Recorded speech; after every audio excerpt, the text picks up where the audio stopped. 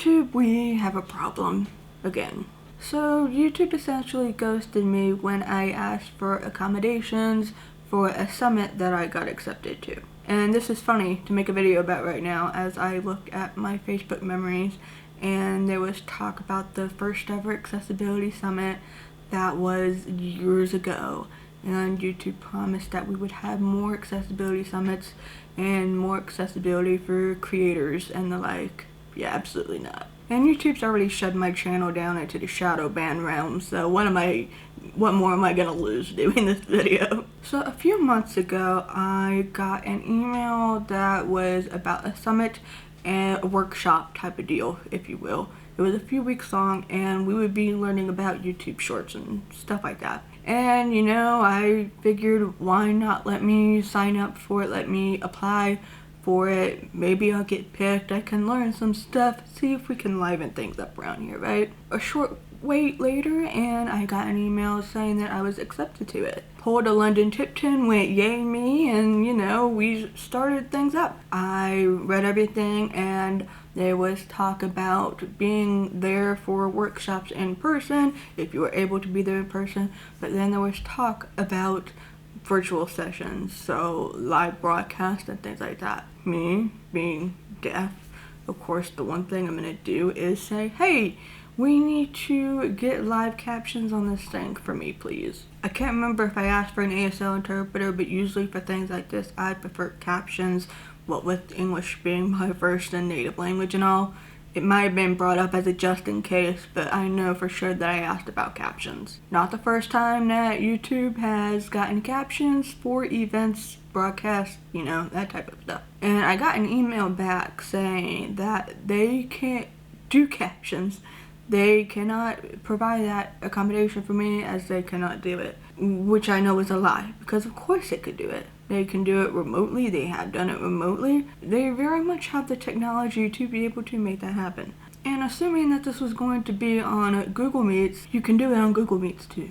And I'm not talking about the automatic captions, I'm talking about getting a live captioner who specializes in doing remote captioning. So after they were trying to tell me that, no, we are unable to do that for you, I responded back saying, well, one, you're legally required to do that, and two, I know you are capable of doing that because this isn't my first rodeo with you guys, and you have the money and the technology, software, all of this stuff to be able to do that. Like, you are the company of all companies that are able to do that. So there is absolutely no reason for you to tell me that this is not possible. In fact, this is the very opposite of impossible. It is very possible for you to do that. So please, I ask again, can I get captions for this? Because I need to be involved. I believe they also offered sending me notes in the slide deck after, which is great for when I want to refresh my memory, but that doesn't make me involved in the summit that I applied to that you accepted me for.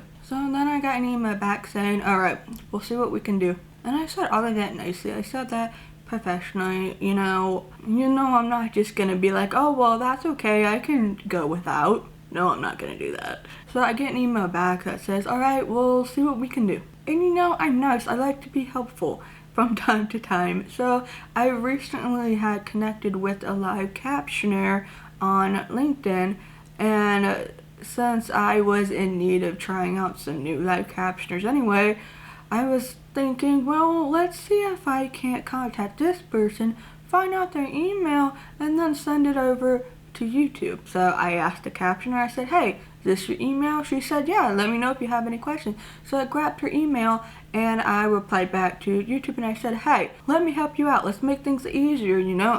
I want to work with you all here. I want to make sure everything goes smoothly. So here are some captioners that I can give you so you don't have to go out looking for people. I will send them directly to you. So I did that. Sent contacts and all. And it's been months. The summit, I'm pretty sure, is almost over. Since we're on month 3, I think, of it, they never responded back. I think I received a slide deck for the first virtual session, or it was a recording of their first live session in person, and then that was it. I never got a response back about the captioners, never got a response back for ASL interpreters if I mentioned it. I just got completely ghosted by YouTube because I was asking about needing accommodations, which I have a legal right to. If you've been here a while, you know that this is not brand new of YouTube to be like this.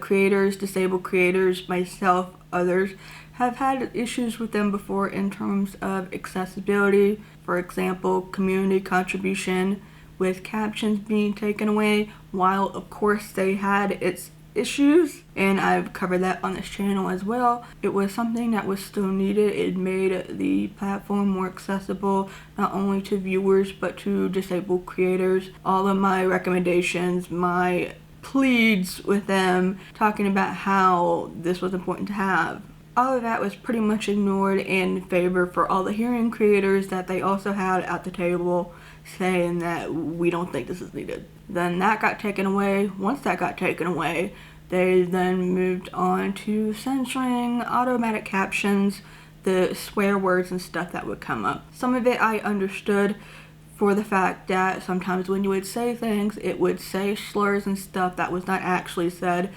which could cause some trouble for the creator. I mean, it's one thing when things are nonsensical and silly and don't make sense. It's another if slurs are being written into the automatic captions and we didn't say them.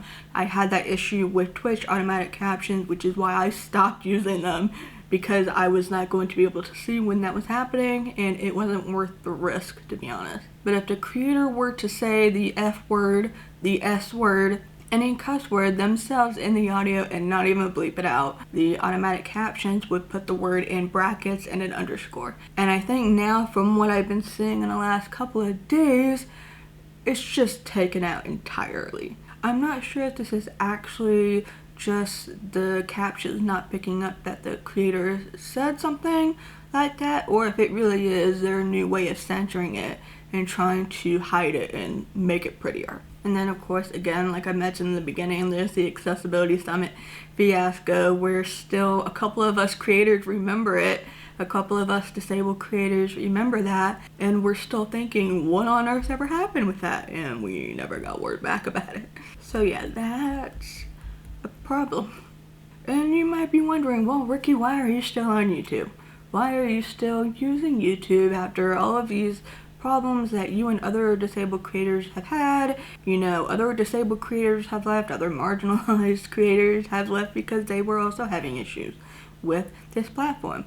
Why not use other platforms? I do use other platforms. I have been working on Instagram a lot more now. I am on TikTok. TikTok is more of a casual type of thing. And YouTube is still a very important platform to use when reaching other people, especially with long form video. YouTube is how I got a lot of opportunities in the past near decade, honestly. Actually, yeah, it's been a whole entire decade. Wow, that's a long time. And it's not the end of the world, whoop-de-doo, you know, didn't get to participate in a weeks-long thing about learning YouTube Shorts. Is it the end of the world? No, but it's just another moment of YouTube kind of pulling some nonsense when it comes to disabled creators and, you know, accessibility things. It's just not good. Come here. Not being able to learn more about YouTube Shorts is not going to be the end of everything, but that doesn't mean that stuff like this shouldn't be talked about, no matter how little or how big it is. Because at the end of the day, that just lets them think that they can still do this, and they probably will still think that they can do this regardless. But at least I will know that I tried, because that's what I do. That's what I've been doing for 10 years now. Anyhow, there's that about that. I did talk about this on LinkedIn. I talked about it on a Patreon at first, so everyone got to know about that before everybody else. For the record, I don't think we will ever see an Accessibility Summit again, especially since YouTube Spaces all shut down. I'm pretty sure they all shut down, even the one in Los Angeles, so. Do they just hold things at like YouTube headquarters now? But hey, if you would like extra exclusive content, like I said, I talked about this to Patreon before anybody else. Be sure to do that if you would like. For as low as $1 a month, you actually get to find out things about like that for $1. Or if you want it in video form, you can join the channel and you get an extra video. I try to make it happen every month now that I'm back in my head a little bit, in a good way. If monthly commitments like those two aren't your thing, you're not able to do that, but you'd still like to try to support and leave a tip, there is a super thanks down here somewhere, and that goes straight to the YouTube check. If you haven't yet, consider subscribing and hitting that notification bell so you hopefully don't miss out on any future uploads. Thank you for taking the time out of your day to watch this video. I very much appreciate it, and I will see you later. Bye. And let me know how the lighting is because it's hurting my eyeballs, but if it works, it works. Okay, bye.